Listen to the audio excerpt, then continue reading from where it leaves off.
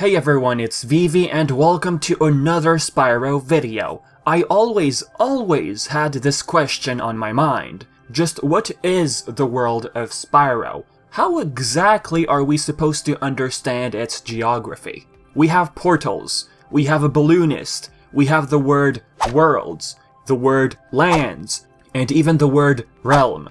Are we to believe that Spyro travels literally to different worlds? Or do they all belong to the same land?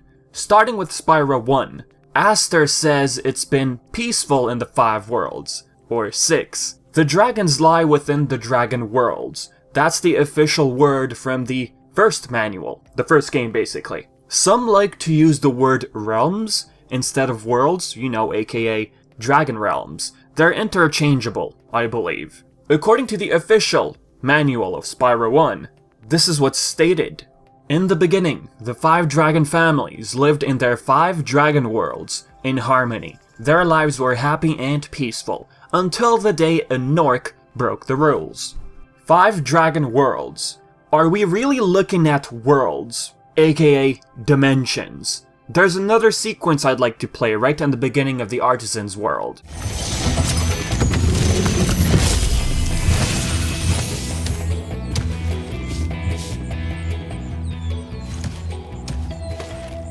Thank you for releasing me, Spyro. Free 10 dragons in the Artisan world, then find the balloonist. He'll transport you to the next world. What about Nasty Nork? I'm going after him. Find dragons first. That's all I can tell you. Nestor tells us to rescue 10 dragons from the Artisan's world, and then to find the balloonist who will transport us to the next world.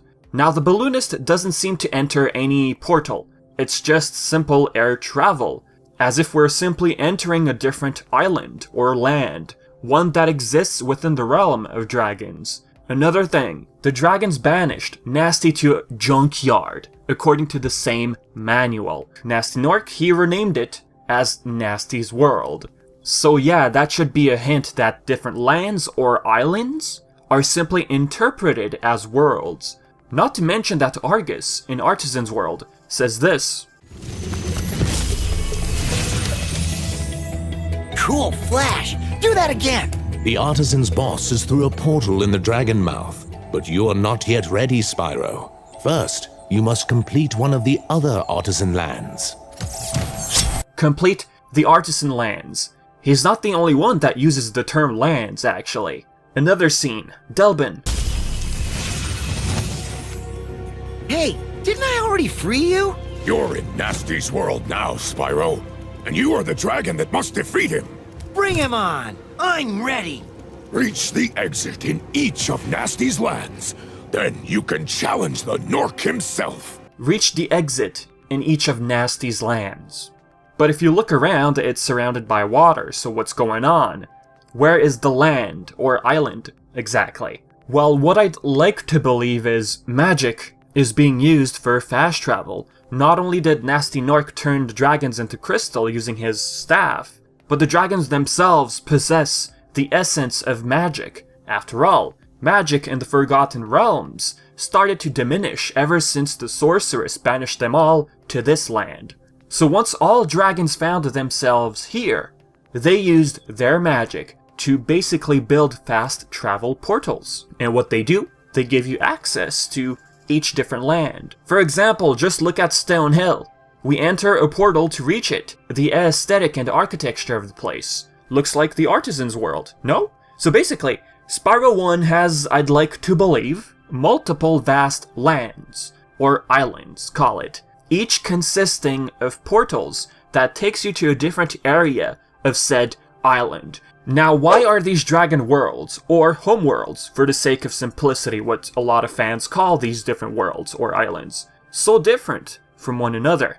Well, different types of dragons are running the place. Ones that are more on the magical side. Toys for Bob made it much more evident by giving these dragons all unique looking designs. With that said, looking at Spyro 2, we begin with Spyro wanting to go to the beach, aka the Dragon Shores. Beach, Spyro assumes that it will be sunny and warm. So now I believe that yes, we are dealing with different dimensions.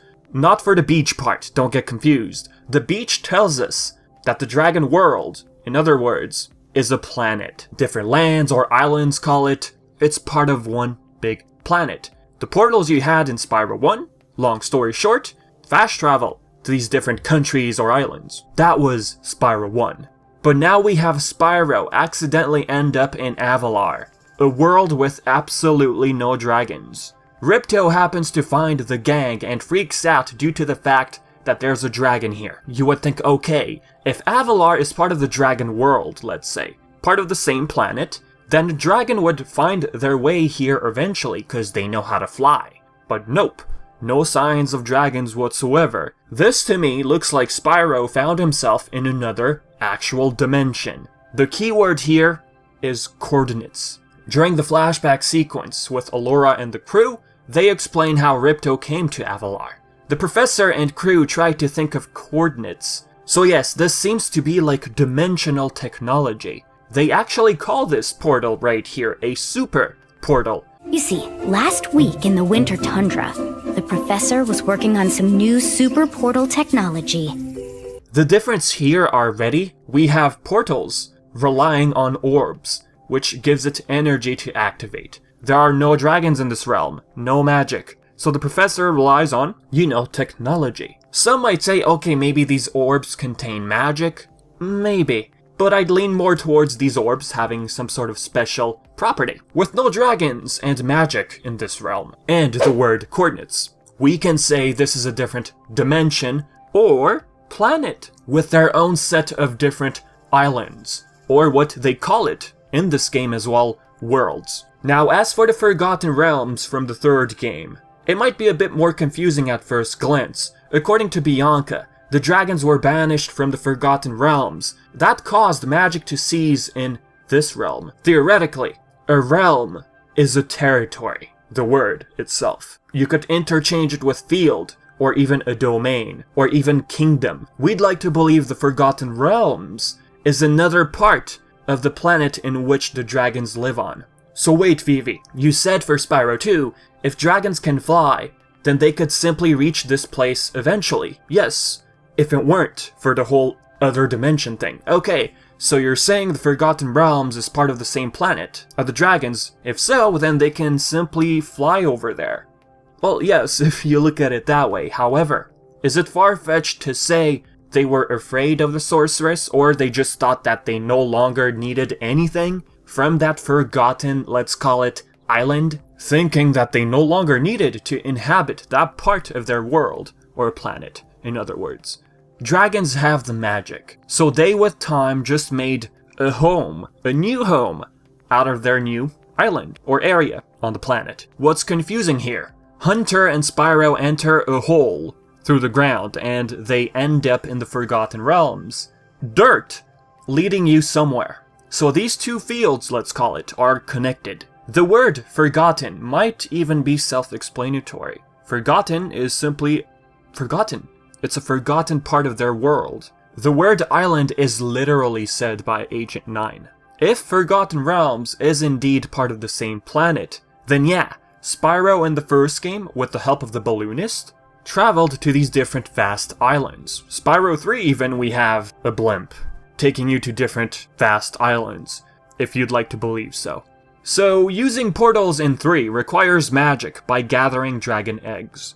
These portals basically work like Spyro 1, but instead you have to collect dragon eggs, which is the source of magic, pretty much. Summary, Spyro 1 and 3, I believe, are part of the same world, aka planet.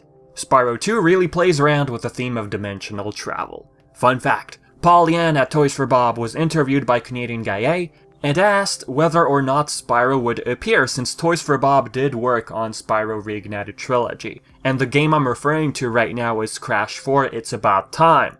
Paul Yan said this, "There's absolutely a chance for that." So yeah, if we do see Spyro in Crash 4, that'd be cool. So yeah, with that said folks, this is it for the video. Tell me, how did you interpret the geography of the world of Spyro? How did you understand the portals, the different lands, the worlds and stuff? Leave your thoughts in the comments section below. And as always, I've been Vivi, and thank you so much for watching.